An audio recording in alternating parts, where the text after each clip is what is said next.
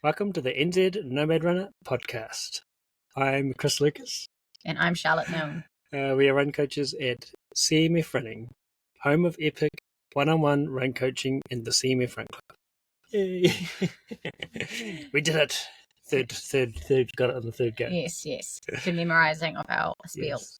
We are, it's because we're fresh from the River Run weekend, just gone through. This week we're going to talk to Fiona Hayvice. We're going to go from one backyard ultra to another. We're talking to Fiona Hayvice, awesome New Zealand ultra runner and event director of MASH Backyard Ultra. That's coming up in less than 12 weeks, so we're going to have a yarn to her. And just about, the event. MASH is in its second year. The event, the course, the lay of the land, the surrounding area, all that good stuff. So I hope you guys enjoy that. Before we crack into that, we just had River Run Ultra, like we mentioned, River Run Backyard Ultra. How was your weekend? It was really good. I really special. I love hanging out at events. I love racing, obviously, but I also just love being at events crewing you, and seeing CMF Run Club members doing awesome things, CMF one-on-one coach runners doing awesome things, and just fellow friends of CMF and all the runners just doing awesome things. Obviously it is a little bit more special when it is they're somehow connected to CMF or friends. Obviously there's a bit, but just the vibe of being there, hanging out, and backyards. Yeah, it's very easy as a crew person in some ways. Obviously, there's the... compared to a point-to-point race. Yeah. You're following your runner along all day. Obviously, there is that thing of, you don't really know how long they're going to go for, unless you know how long they're going to go for. There is that, and it obviously can go on for quite a few days and all that kind of carry on, which obviously changes a lot of things. But, I just had to hang out at base for you / other runners to come through every 45 to 53 minutes or so, it was a mixture of exciting and relaxing. Yes, that was a great weekend, wasn't it? And Hawke's Bay, Waipokarau, Central Hawke's Bay, turned it on for us. Pretty good weather. I even got sunburnt. Yeah, we even got some, which is great. If you're from the lower North Island region, I know the South Island's been getting battered lately as well, with some terrible weather. We were pretty grateful for just getting some sunlight. Yeah, I'm saying that sunburnt is a good thing. I'm not saying it was a bad thing that I got sunburnt. It was a good thing. Good. Getting some sunlight on the skin was good. Yeah, and definitely. Just being running in the outside in the sun, and it was just that beautiful sort of 20-degree day. I ran 12 laps, 10 laps. How many laps did I do? 12. 82 kilometres, whatever that is. That's 12. Halfway, 24 hours in Lila. Yes. And half 24 is 12. Good maths, bro. Good maths. Here for the numbers.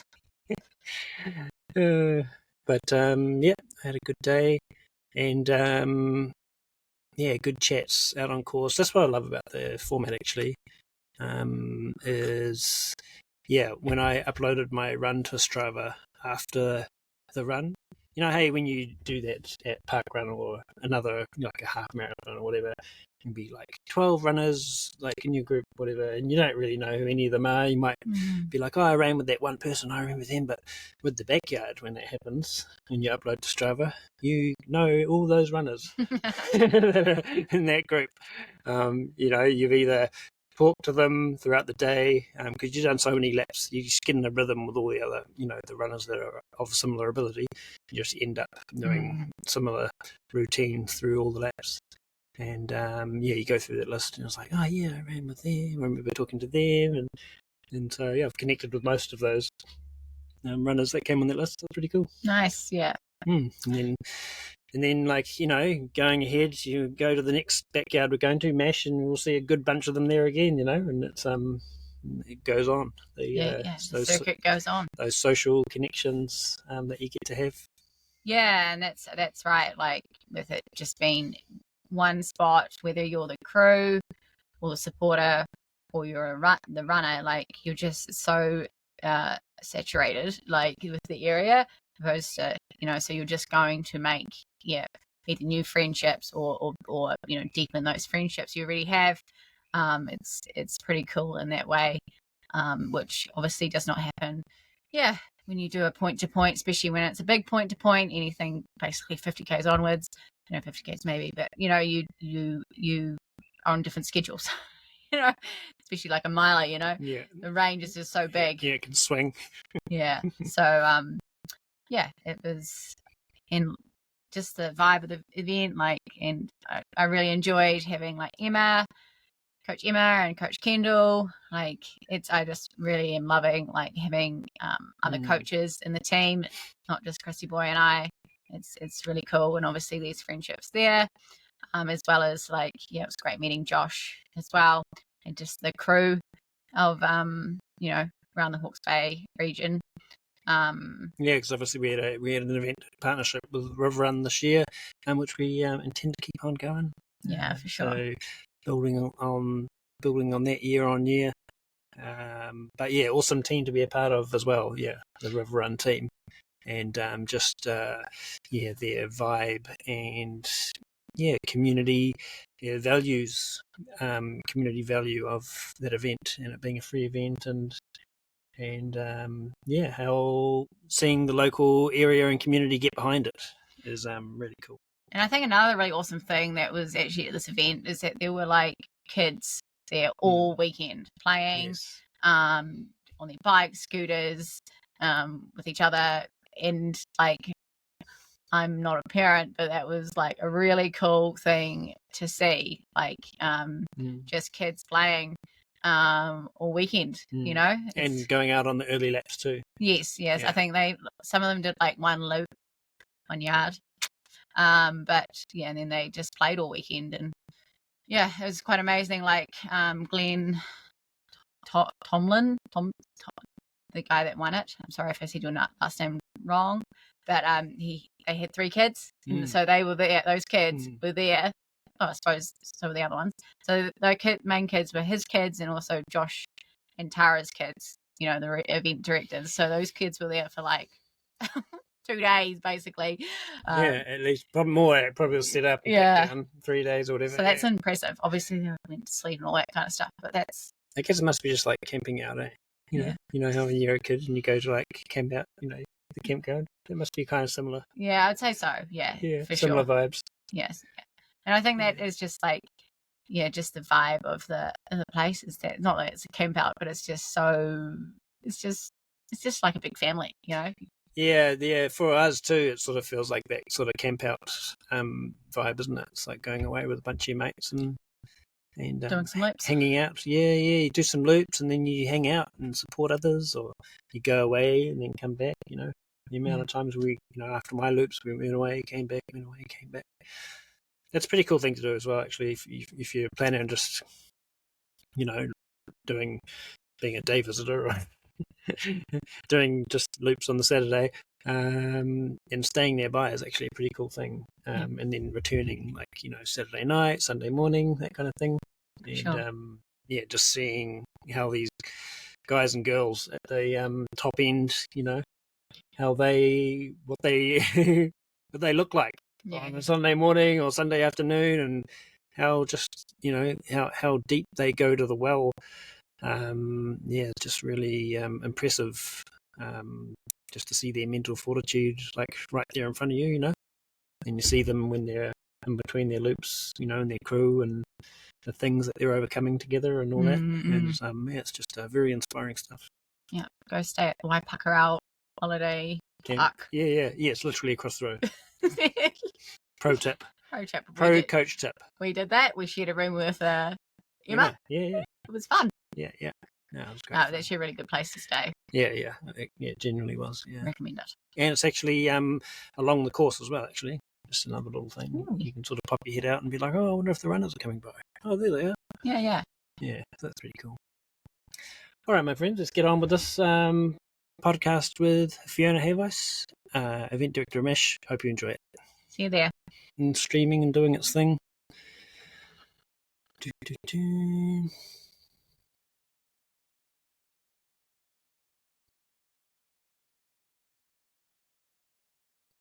yeah, we've done an intro thing already, so we're kind of just straight into it, aren't we?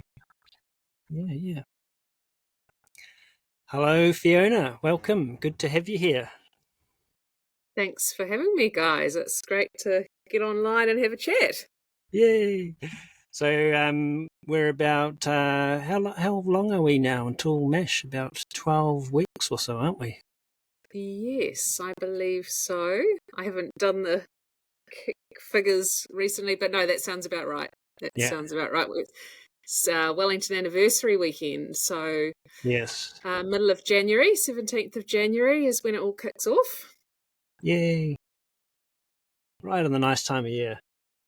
Yes, when it's gonna be Yes, well, nice and sunny and no wind, and yeah. total opposite of what we've been having. That's what we've ordered. Yeah, that's what we're ordering. We've ordered good vibes. We've ordered some good vibes and some good weather. Yeah. Yes. Yeah. No. Kapiti's pretty reliable. It is at that time of the year, particularly. And yeah, if this year's anything to go by, it could be quite hot. And yes, and there was a bit of a breeze at times, but mostly pretty still. But yeah, definitely hot, and that's the thing that caught most people out. Was probably the heat and not having quite enough sun protection or cooling ways to cool themselves and things. So definitely need to be prepared on that front. Yeah, that was a thing. Yeah. Yes. Well, we'll get into that a bit more with the course and that kind of thing in a bit. First, it'd be awesome just to talk about you for a little bit. You've got an awesome, I want to say almost running career that spans quite a long time, and so it'd be awesome to just for folks to, who might not know you, to get to know you a wee bit. Yeah, sure. I get asked that quite often, how long you've been running for. And really, when I think back, I have been running since I was at high school sort of age. But back then it was just purely for mental and physical well-being. I mean, I did school cross country, but yeah, nothing much more than that. I didn't belong to an athletics club or anything. Wasn't till, well, actually, I was heading towards my 30th birthday. I decided that I wanted to run a marathon. So I got a coach just for a short time leading into that, and ran what was actually is my only marathon to date, only official marathon to date. And so that was in 2005, awesome. And over the Auckland Harbour Bridge. So I was living up that way at the time. So I did that, and I guess I enjoyed it. And after that, I was actually going to put more of an effort into my running at that stage, but around the same time, my mother actually was diagnosed with breast cancer, and later passed away at the end of that year. So my running sort of I fell back on it again just for mental and physical well-being, rather than getting competitive for chasing racing goals and things. Then it wasn't for about another 5 years later, so 2010, that I started running longer distances. I think it was partly actually dealing with the grief of losing my mother, and just trying to get over that and just deal with life and busy working week and things. I was living in Wellington by that stage, and so I would just go out on the weekends, and I started sort of running further and further, and discovered I enjoyed the challenge and the time on my own, and started exploring the hills around Wellington. And then it was that year, 2010, that I ran my first ever ultra, and it was a bit crazy. It was a 6-day stage race in China. Oh, you just went all in. I did pretty much. All in. I was thinking I was thinking it was going to be some like local 50k. I wasn't imagining because there wasn't many ultras around sort of there. I was thinking, No. Well, I'd never really, up until then, I'd never heard of ultra running, and anyway, I'd read just all around the same time. I'd read one of Lisa Tamati's autobiographies and was inspired by that. And then at the same time, I got this email from a Kiwi who lived in China, and he was trying to drum up people to join him. He'd signed up for this stage race through the Gobi Desert in China, and I was working in travel at the time, so I had quite good access to flights and nice. Other things associated with travel. So I sort of jumped on that and thought, yeah, that sounds great. I want to give that a go.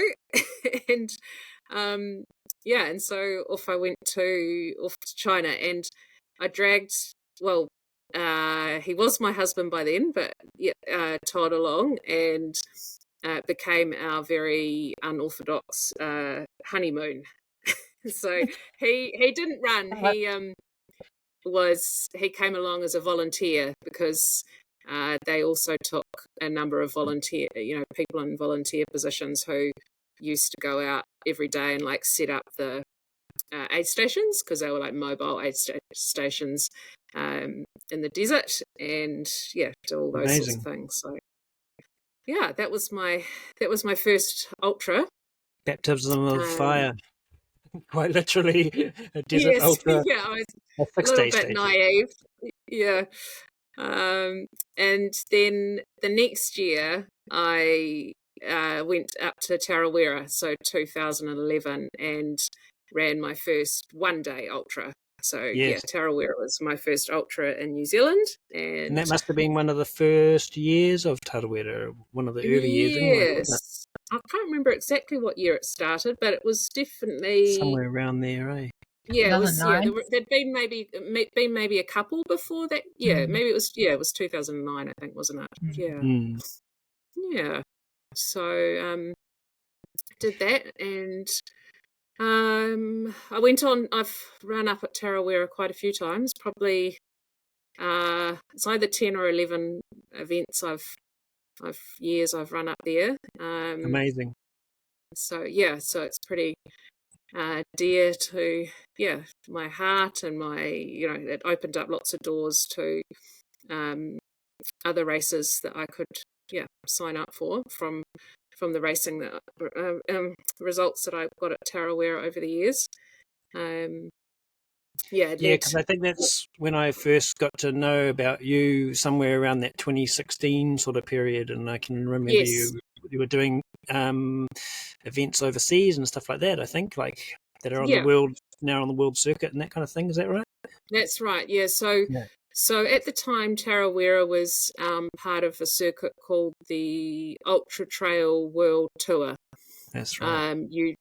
UTWT, and it's and so a lot of the races like UTMB, Lavaredo, Western States, lots of those races, IGA, they were at that stage, they were all part of the UTWT. Is that right? Yes. And so what happened was I won the Tarawera 2016, and because of that I was invited to another race of my choice from out of that circuit, and so you could just sort of nominate sort of in 1 to 3 what race you wanted to do, and I put down that I wanted to do Western States, and I thought it won't happen, like what's the chances of just from having one win against my name on the circuit. But anyway, lo and behold, I got an email with a guaranteed spot for Western States the following year, so that was in 2017. And that's so cool. Yeah, and that was my first 100-mile race. I hadn't done that distance before, so I was, I guess, a little nervous. The good thing was I didn't have too many expectations on myself, because I hadn't done that distance before, and so I was sort of cautious. I trained really hard. I went over early and acclimatized, spent time with a local runner, and also prior to leaving New Zealand, I used a altitude chamber, which was also, they were able to regulate the heat as the temperature as well. So I was really well prepared, which was great. And that's one of my highlight races, I would say, from my career. And I placed 5th that year at Western States. So it was wow, insane. awesome. That's so cool. Very cool. Yeah. So from that, that guaranteed me a spot to go back the following year. So that was 2018. Because the top 10 females and males are offered a spot to go back the following year, which I did. But as we all know in ultras, no two are ever the same, and I did not have such a great results. Not such great result in 2018. I still had an amazing experience, and obviously lots of learnings and things, but I did fall apart a wee bit, and it was took a lot more work to get to the finish line. And yes, I had very patient pacers, and very grateful for them for keeping me going, persuading me to keep going, because you still finished. Awesome. I'm sure if I'd been on my own, I would have packed up halfway through, basically. So so it was about 4 or 5 years that I was mainly just doing trail races, and that on that Ultra Trail World Tour circuit.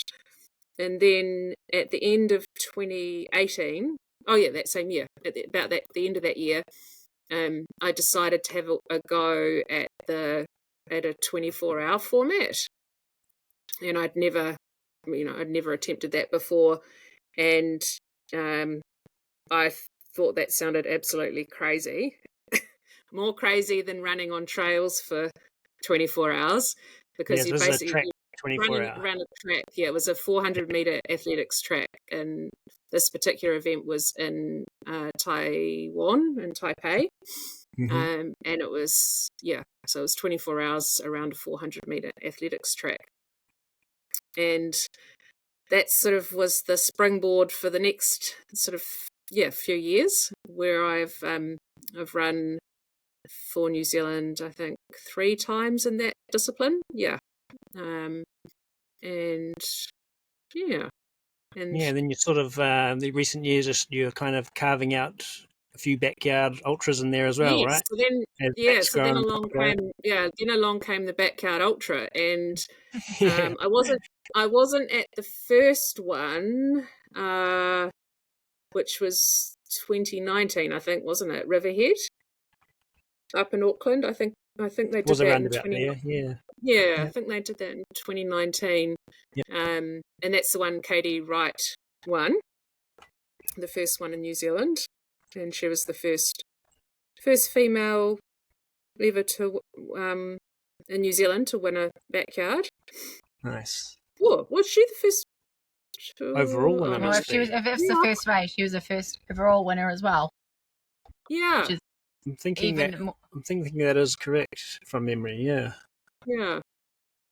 And then so I wasn't able to get to the 2019 one, but then I decided that I wanted to give it a go in 2020. And so I'd signed up for Riverhead. And then I think it was like we had the car all packed and all rearing to go, drive up to Auckland the next day. And that was that. And then we got the call that we were locked down. So, Oh yeah. well, it was very close to all of that, and we weren't able to go. So he didn't hold the standard Riverhead that year, but later in the year in October was when they had the first Backyard Ultra World Champs, Satellite Champs, where you get a team of 15 together, and they were all, all the events were held at the same time around the world. So I was selected for that team, but it was so different back then. So that was that was 2020, the first one they had. They've since had 2022 and 2024. So last October. So it's every second year. Yeah. But that first year, it was just a selection panel basically. So anyone who was interested in being in the team just put their names forward. And if you like doing backyards and you want to be in the team, you can be. Yeah, exactly. Yeah. And we just we gave our results for things that we've done, up until then, running resume sort of thing. Yeah. And then they just chose who they thought would be best, to be in the team. So you've done some track 24-hour events, you'll be good. Yeah, exactly. Yeah. So it's changed a bit in the last, it's not many years, 4 years, 4 or 5 years. It's changed how it's become so competitive now to get into the team. But even by 22, yes, I think by 22, the second one, it was done like the system is now, where it's the people with the best results only from backyards are the ones that get into the team, the ones that have got the most laps. Yeah. So I was in the team again in 2022. But I wasn't last year. I went along and supported last year. Nice. Because it's a 2-year qualifying window, is that right? And I think from memory, yes, the 15th team member, or the lowest number of laps, or the height to make the 15th place in the team, I think was 49 laps, wasn't it? From memory, I think we were talking about that on the weekend. Yes, last year. Yes, that sounds about right. Something around that. Or you mean for this coming round?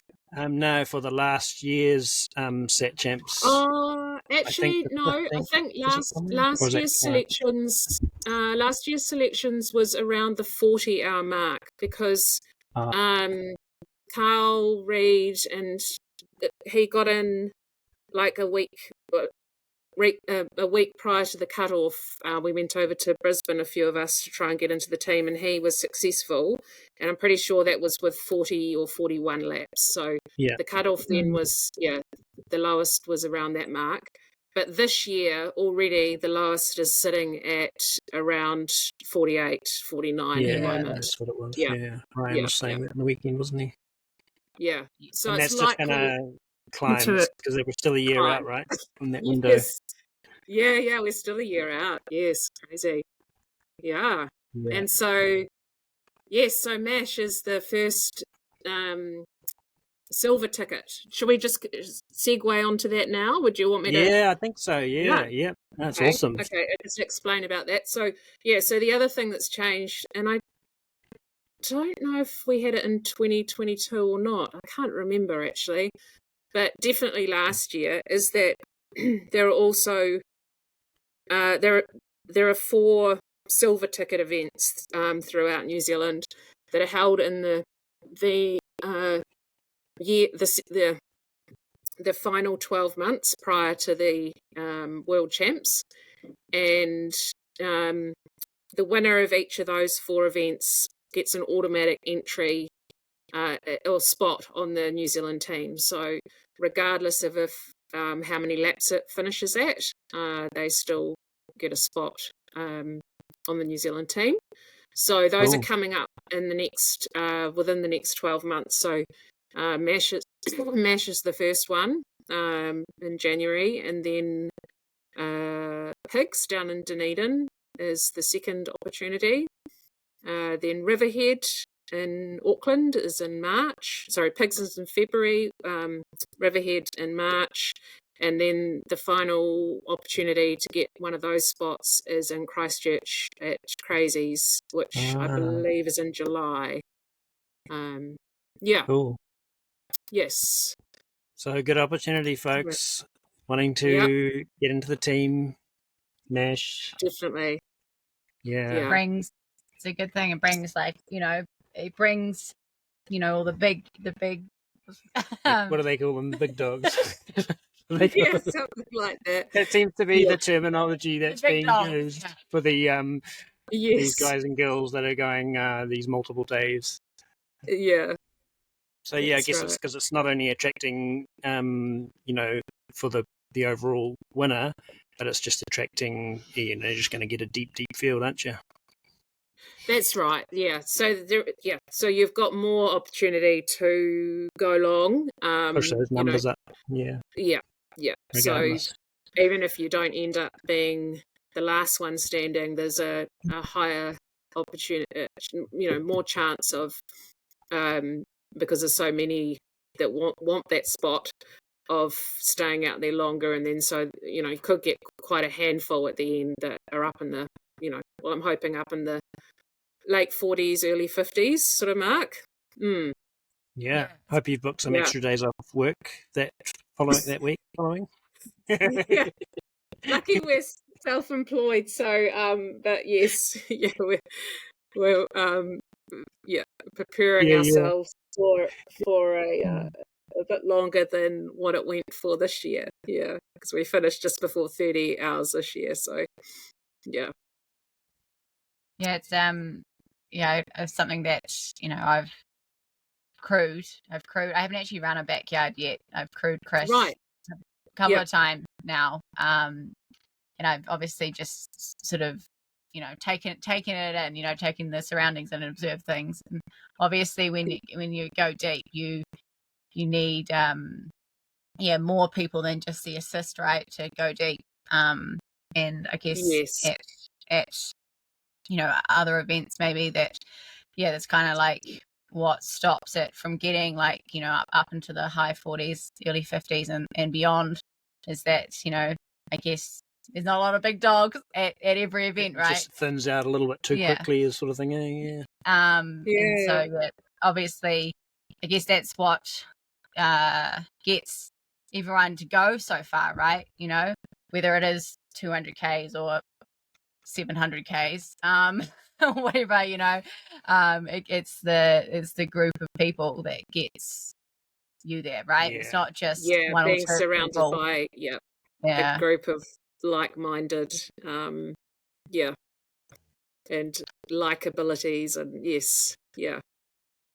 so I guess this is a good place to get into kind of the course, so because it kind of if we're going long, we're talking about the silver ticket, and I think course and conditions become an important thing for helping drive those numbers, I guess, and the MASH course is how would you describe the MASH course? Okay, so it's up on the Kapiti Coast in Queen Elizabeth Park. So nowadays it's about a 35-minute drive out of Wellington, and it's a lovely open, flattish area where we set up the camp, the starting corral and things is in a really expansive paddock. So there's a lot of space for tents and sort of extra tents, and if people want to bring camper vans, a mobile home type scenario, there's definitely space for that. So, which is great. So, I guess the downfall of it being in a paddock is there isn't a lot of shelter or tree coverage. So as we were talking about before, it can get pretty hot. So something to keep in mind. And then as far as the course goes, you start off by running up this paddock and past the US Marines Memorial. So the area that we're in actually has a rich history with the US Marines. During World War II, there were about 15,000 American troops that were stationed in over sort of 3 camps in that area. Apparently all our army were over in North Africa, and then the Japanese threatened invasion, so the US stepped in and sent a whole lot of troops over. So oh wow, so there's quite a lot of information around the place, around the park, and there's a very active trust called the Kapiti US Marines Trust, and they're quite active in preserving the history and setting up information billboards and trails, sort of history trails and things like that. So it is a beautiful park and surroundings. Like going there, it's a really nice place to go and hang out. And the beach, the beach is right there as well. Yeah, and so the beach is not far. So so the course kind of starts off by heading out towards the beach, towards the sand dunes, and so it's very grassy underfoot, and we follow there. It's a road, but it's a park road, so it's not a busy road or anything. But there's a very wide grass berm, so the runners stay on the grass and follow along the roadside there, and then turn, and once we get up to the sand dunes, and you sort of, it's a little undulating. This is the little hilly bit it's up sort of on the top of the crest of the sand dunes, but you get some really expansive views out over the ocean and out towards Kapiti Island. It's really beautiful. And then the course is a loop, so then the course turns sort of back towards camp and follows the Yankee Trail. So that's obviously in reference to the Americans that were there, and that's an old farm track. So the area, the QE2 Park, was farmed up until actually really quite recently. I can't remember exactly what year it stopped being farmed, but in the time that I've been going up there, used to be still farmed.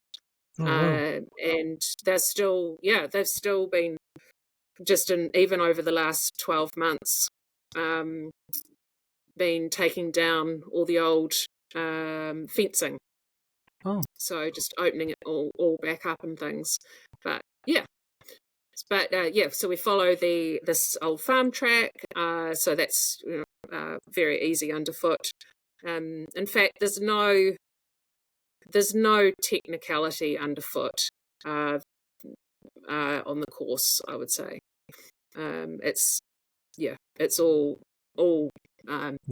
nice underfoot. That's kind of how I remember it just being nice underfoot, couple of pinches, and then lots of nice running. And that just gives you an opportunity to walk. Like you want to, with the backyard, you want to try and give yourself some opportunities to do a little bit of walking, give the body a change of momentum. So any of those little pinchy bits, obviously walk.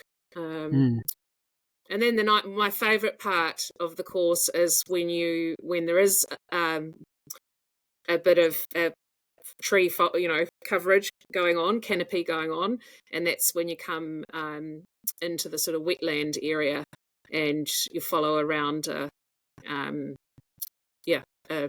wetland, and often see I think it's actually Canadian geese.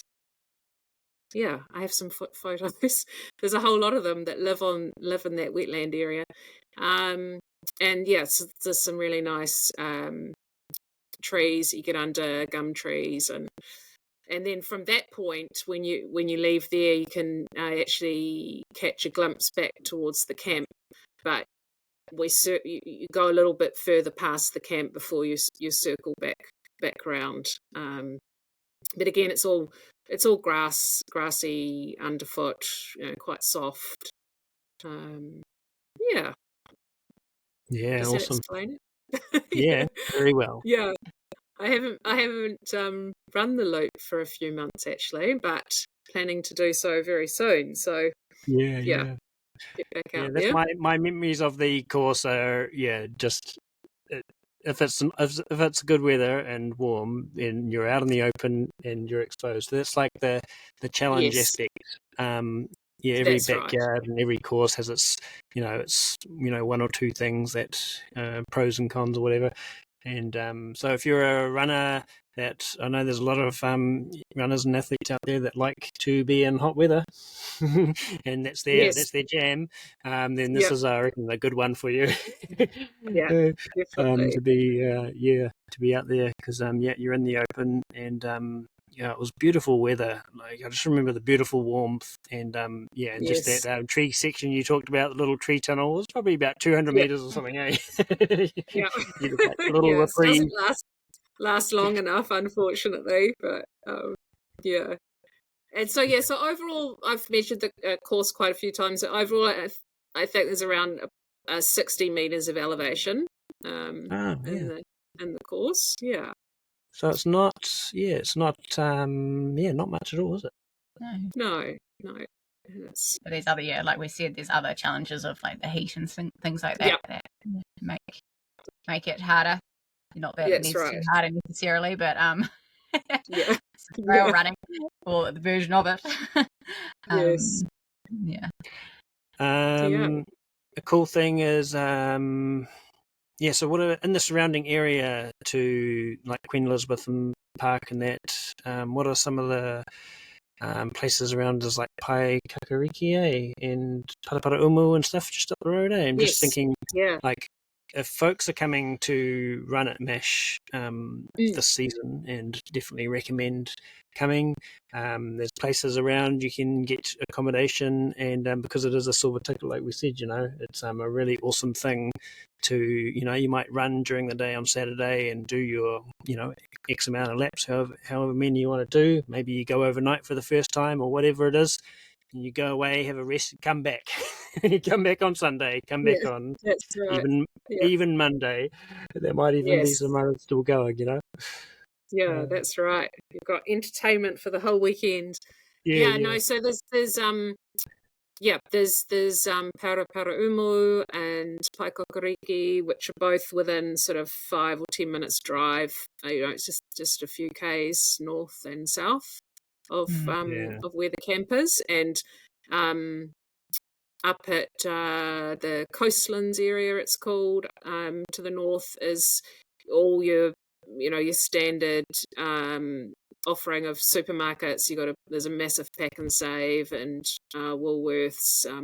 There's also a New World up that way as well, slightly more up towards the beach, but it's called Coastlands Mall, I think.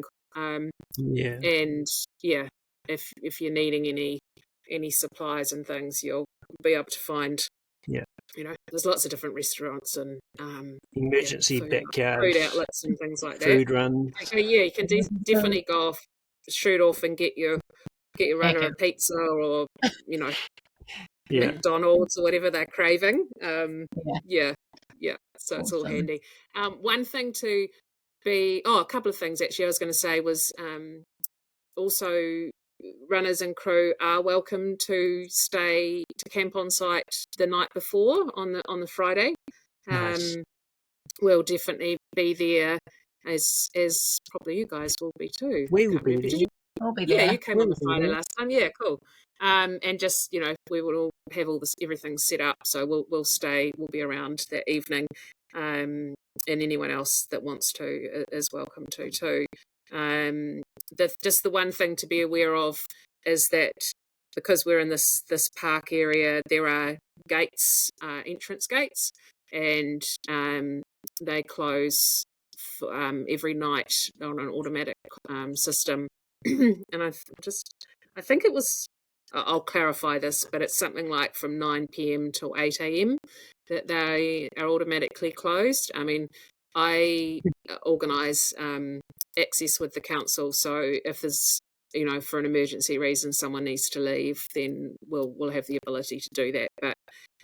But just need to plan yourself around coming and going with the gates being closed. You can leave a vehicle. There's space to leave on the outside of the gates, which is only a couple of 100 meters from the campsite, 200 or 300 meters. So you could leave your vehicle on the outside of the gates, and if you're thinking you need to come and go during the night. Yeah, cool. Yeah, one of my favorite memories of last year was just the camping vibe, actually, and just that. So we took our bus there to MASH, and just loved it was like going on holiday. Yeah, cool. It was just like such a relaxed vibe. And parked the bus alongside the course, and because the course runs right through alongside where the cars are, and so it was just so cool, I think this is what I like about backyards that I've experienced so far, because like with Chris, for example, he hasn't gone like super deep, and it is like a holiday. It's like quite relaxing because it's like not much to do in the when they're running, and then there's something to do for like 7 minutes or whatever it is. Not much to do, something to do for 7 to 10 minutes, and then you can put your feet up again, and pretty much, exactly, pretty much. I got, that's the feedback I got. I remember finishing up last year, is even lots of the support crew coming and saying thank you, and it was such a good vibe and things, because they hadn't, a lot of them, because it was the first, and still is the only backyard in the Wellington area. A lot of the field this year hadn't experienced a backyard firsthand. They've probably seen stuff online and things, but so they were, all these crew were coming up and saying, "Oh, thanks, it was awesome, such a good time," and so it's just as much fun for the supporters as it is for the people running, I think. Oh, it really is. Yeah. It really is. I don't know what it's like when you've been out there for 3, 4, 5 days, but 24 hours to 30 hours or whatever it is, it's all it's fun. Yeah, that's fun. That's right. So you were saying, so because we've got those settlements like really close by, there's a wide range of accommodations right through from the camping ground just to the south, and then obviously your Airbnbs and motels and things like that. And then if you're not doing accommodation, we're a K and a half from the beach where the camp is. So you can always, for the support crew, or if runners that have finished running can pop up over to the coast and jump in the sea. Nice. It's a really good thing to know, about because we just went to River Run on the weekend, and we stayed in some accommodation just right nearby, and it was just such a nice, like it made the weekend like a real participatory experience. Like for us, like did some running, went back, had a sleep, and then we just came and went, and because it's just across the road, and it just so we got to enjoy all aspects of the event, and I can see that being a similar vibe and opportunity at MASH. So it's pretty awesome. Yeah, cool. And you were all good vibes too, Fiona. Fee and Todd, good vibes. Thank you, guys. Well, it's people like you. It's people like you and a number of other members of the local running community that that joined in and helped out, like volunteered their time. It's what's so phenomenal at these events. Like, you've got the maybe one or two people that have done the planning side of things, but then what makes them so cool is just the other people that give up their time and come along and help make it all run smoothly. So so thank you to you guys. Oh, good. Yes. Loved it, eh? Yeah. Loved being a part of it. Yeah, For sure, me too. Cool. That's probably about it, is it? I was going to ask just a few little things. Okay. Yeah. Charles, question. I just thought that it'd be kind of fun to know, which I guess we've kind of slightly touched on, but like the thing you get when you finish your DNF. It's like that token, the dog tags, and like what's the meaning behind it? Okay. I guess it's tied to the theme of the event as well. Yes. Yeah. So MASH Backyard Ultra came to us. When we were scoping out for venues, we spent quite a few months looking around Greater Wellington, basically. Tried to find like the perfect course. It's more difficult than it sounds, like, because I'd run a few backyards by that stage. I think I've run about 10 now, but and I'd done most of those before I set up MASH, and so I had an idea, what was going to make a good backyard course, and one of those is as least elevation as possible, and easy running underfoot. So around Greater Wellington, that actually proved to be quite difficult. Anyway, Queen Elizabeth Park stood out as definitely the optimum location to hold this backyard. So we then spent quite a number of days going up there and trying to work out the course so that we would have as least elevation as possible and avoid crossing roads. And there's also a Wellington tramway museum is just across the road from where we set up, and that will be open all the long weekend. And they run trams from where they are out to the coast and back. It's like a little ride that you can do, and you see lots of families and things come out and go for a ride. Something the crew could do in between laps, perhaps. I'm not quite sure exactly how long the trip takes, but one of the things was to try not to cross over that line, because then that would just become another health and safety thing that had to be dealt with. So we spent quite a bit of time out there working out the perfect route for the course. And then we were tossing around names, trying to work out what we were going to call this backyard. And one of the days, driving back in the car, MASH just came to me, because, of course, there's the 1970s TV series MASH, which was all centred around a war comedy, centred around a mobile army surgical hospital, and with the connection with the US Marines that had spent all this time there in World War II, it was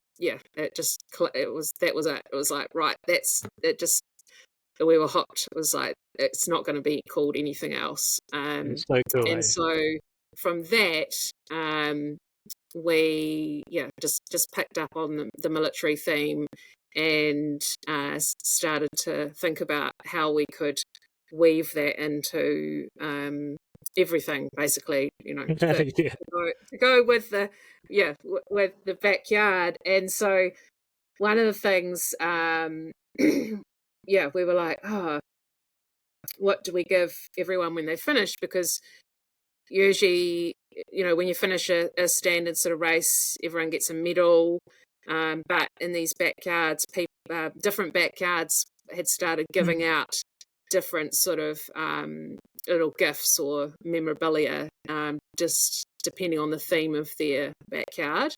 So we came up with the idea of the dog tags.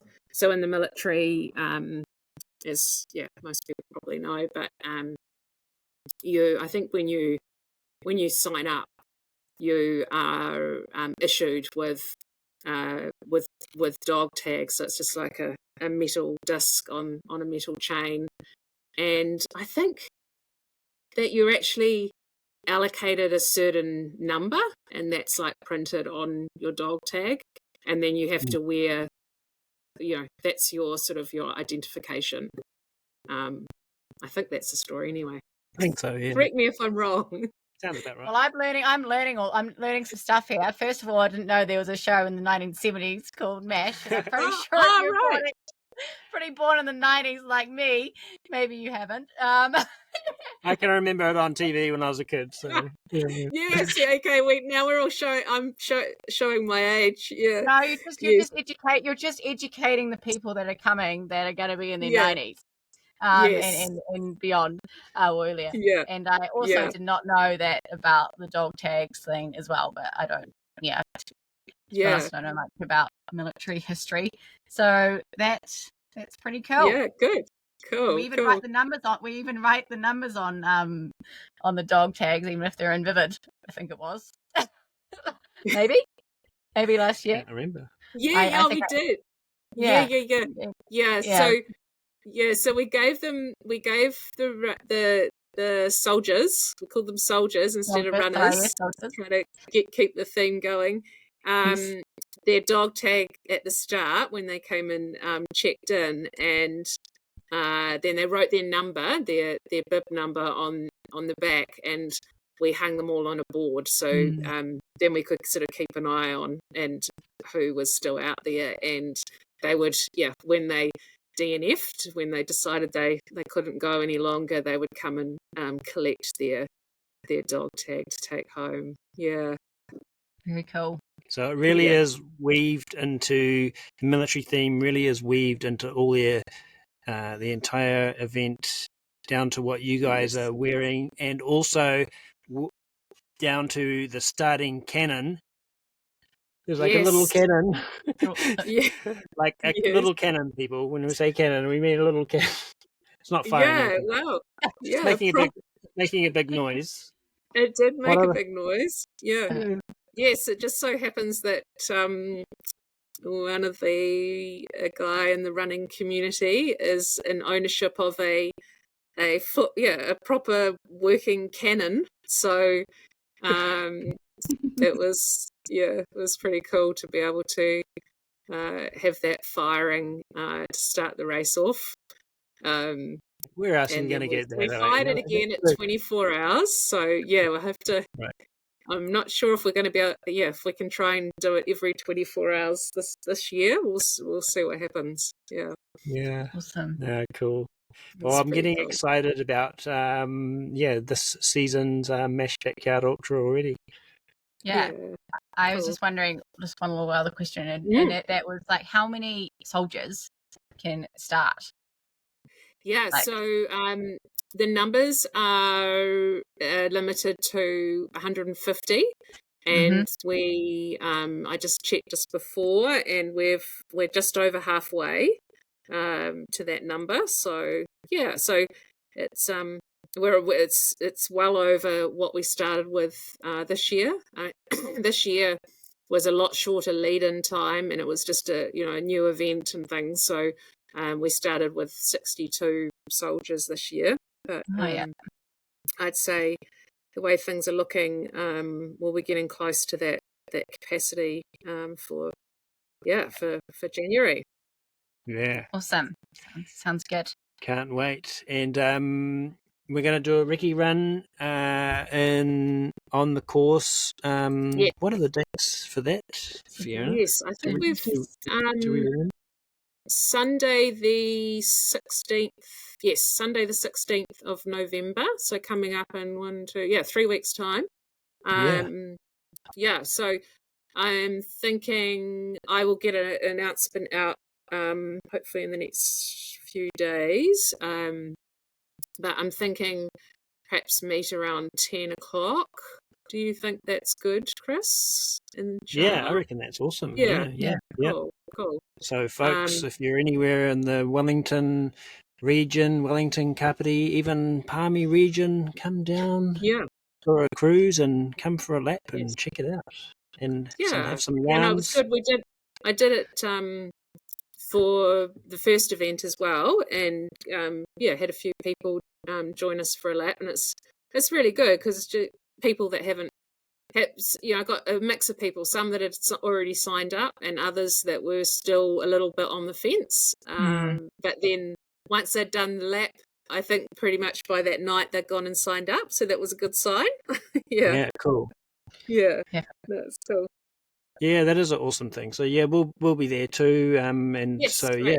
If someone, it's going to be you're wanting to do MASH for your first backyard ultra and you're a bit unsure about how it works, definitely come along to that run, totally. and we'll be there. And you can ask us or any of us, yourself or us, any questions about backyard ultras, and have a go at doing the lap. Yeah, it was. It was. That's the thing. It was a really good opportunity for people, particularly that hadn't done a backyard before. I was getting lots of questions, so it was just a really good sort of chats, and we don't we just take it easy. We stop and start, and I point out a few things, and just so people can familiarise themselves and see what it's all about. So bring your questions. On that note, I've got one last thing.